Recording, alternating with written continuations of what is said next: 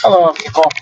Hello, you rebellious, ungrateful bunch of colonials yelling against your rightful King George III, and his parliament, who only wanted to tax you a few things, unlike today.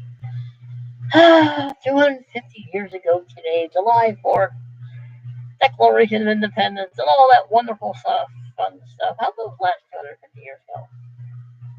Anyway, happy birthday, you ungrateful, rebellious subjects to the king.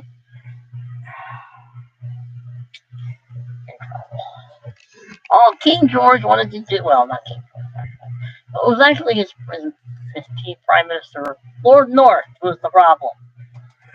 Well, because he was not qualified. If I remember correctly, Lord North wanted to quit, and George said, no, you're not quitting. Just keep doing what you're doing. Which really didn't help. Yes, I actually do have a mug as a flag. No, actually, I have two. I have one English mug. Anyway, you ungrateful, rebellious, unhappy, tea destroying rebels. Tea! Oh, welcome. Anyway, it is July 4th, 250 years ago, Declaration of Independence in Philadelphia. How'd that country thing work out there, you rascals? You rebellious acolytes of Sam Adams, John Hancock, and a few other people. Anyway. 250 years of American history. Oh, you know what I mean. The mother country. They would, by the way, what's funny is, you know what? America could actually join the British Commonwealth of Nations because we were, at one point, part of England. So we could actually join the Commonwealth of Nations, the British Commonwealth of Nations, which I find fascinating. It's interesting. But anyway, what did King George ever do to you? Well, there was the taxes thing, which, by the way, was Parliament, not King George. King George was not the problem. Well, let me put it this way. He wasn't directly the problem. Because at that point, Parliament really ran the country. They really ran things. And Lord North really just did not quite understand that you keep taxing these people without their consent. It wasn't the taxes that was the problem. Is you're taxing us without our consent. We have no representative in Parliament. Let us have a representative in Parliament. And unfortunately, Lord North said, no.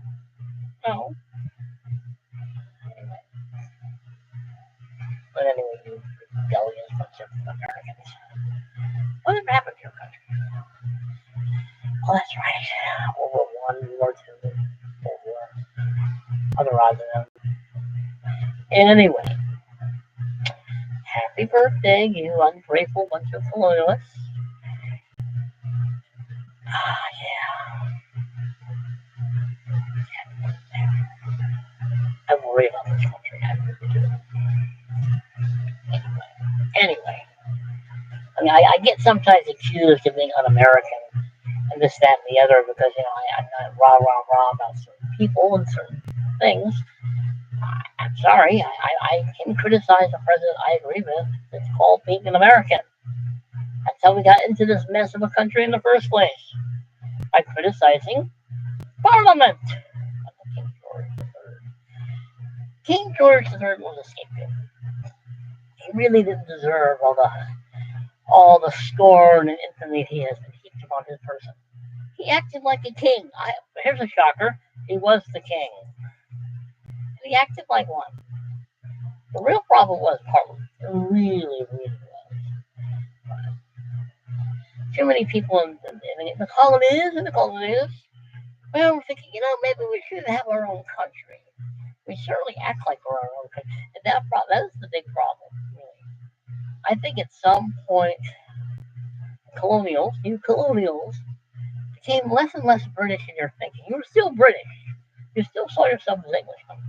But you really lived like Americans. You started living as if you were already a separate country. It was inevitable. It was inevitable. That's what happened. Oh, I don't know if it was manifest destiny or whatever you want to call it. I've never understood the concept. That's cool. But anyway, I digress.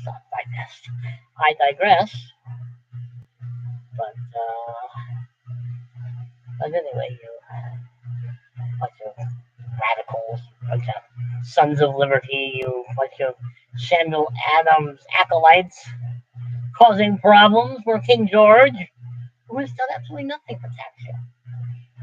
Compared to the taxes we pay in this country now, King George III was a saint.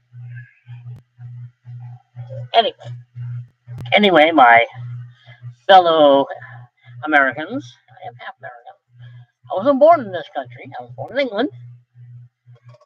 I often wondered if I were an American during the colonial period, what I would have done. What do you think I would have done?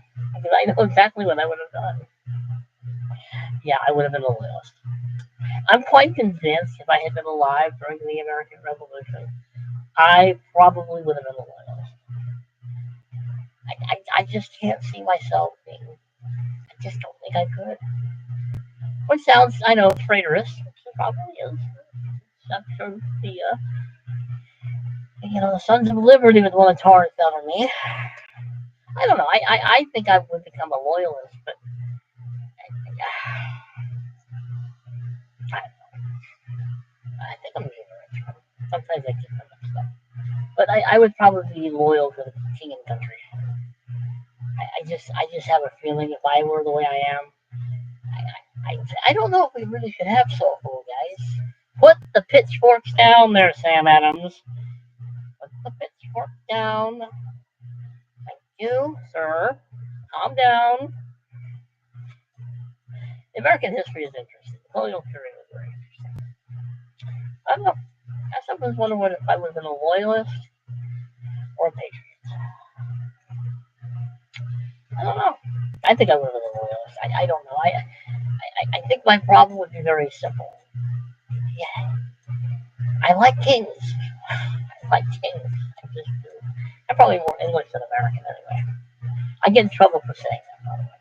I have some people who think I'm attacking and being traitors to America because I would prefer to have more of an English life than an American life. Maybe I am. Maybe I am. Maybe I am. I could think about it. I like it. I'm an Englishman. A lot of how I think is English. I drink tea, people, 24/7. I drink more tea than I drink anything else. But,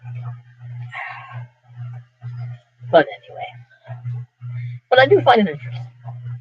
250 years, Declaration of Independence is still there. The Constitution is still there, despite all the best efforts of the good, the bad, and the repugnant and the traitorous to destroy it. It's still there.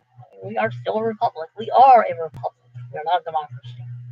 Well, I think we're more of a democracy now than a republic. See, the problem with being a democracy is the bigger a country gets, the less a republic works. It's just that republics work when they're small, not when they're big. That's why the city states. That's kind of why republics work. But anyway, happy birthday, you scoundrels, you Sons of Liberty, you upstart Americans. How dare you rebel against your rightful king, King George III, and his lawful rule over you, and his very incompetent order. Most historians agree with the problems that he's tried to solve. He really did, and King George would not let him. I think finally King George. But anyway, happy birthday, you Americans. How's that country thing going? come into the Commonwealth of Nations.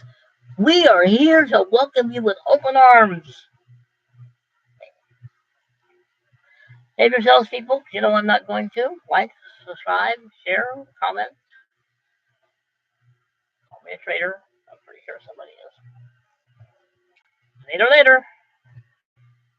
Later, later, you